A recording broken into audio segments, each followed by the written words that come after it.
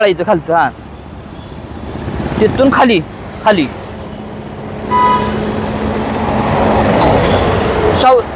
चार भिंतीच्या रोड म्हणजे तिकडून जे सातारा शहरामध्ये जे अनधिकृत पद्धतीनं होर्डिंग लावलेले आहेत त्या पद्धतीनं ज्या काही सूचना आहेत वरून त्या कशा पद्धतीनं नियमावली आणि काय नोटिसा जारी करण्यात आल्या आहेत सध्या?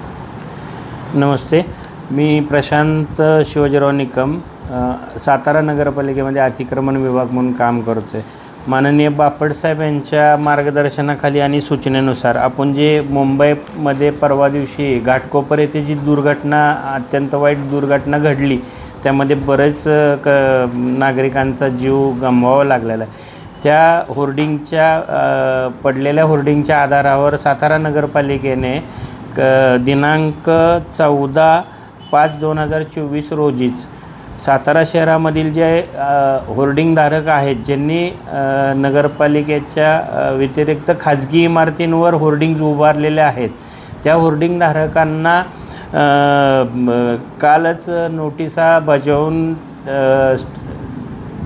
जाहिरात बोर्ड म्हणजे होर्डिंगचं स्ट्रक्चरल ऑडिट सादर करण्यासंदर्भात सूचित केलेलं आहे.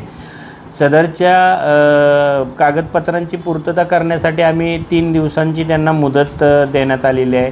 सदर 3 दिवसांच्या मुदतीमध्ये त्यांच्याकडनं जर कागदपत्रांची पूर्तता किंवा त्या जाहिरात बोर्डाचं ऑडिट सादर केलं गेलं नाही तर माननीय मुंबई उच्च न्यायालय यांनी दिलेल्या निर्देशाचे उल्लंघन केल्याप्रकरणी संबंधितांवर आम्ही मुंबई पोलीस अधिनियम 1951, महाराष्ट्र विद्रुपीकरण विरोधी कायदा 1995, भारतीय दंड विधान संहिता 1860 मधील तरतुदीनुसार दखलपात्र गुन्हे दाखल करणार आहोत.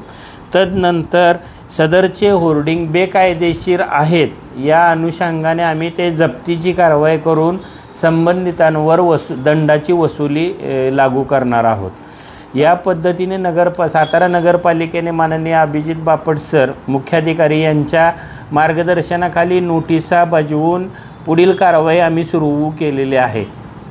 साधारणतः आकडा काही समजतो का की ह्या अशा किती होर्डिंग्स आहेत असे काही समोर आलेलं आहे का की सातारा शहरामध्ये नगरपालिकेच्या व्यतिरिक्त खाजगी पण होर्डिंग खाजगी मिळकतींचा अद्ययावत आकडा आमचा सर्वे तर आज पुन्हा आम्ही सर्वेक्षणासाठी पाठवलेला आहोत.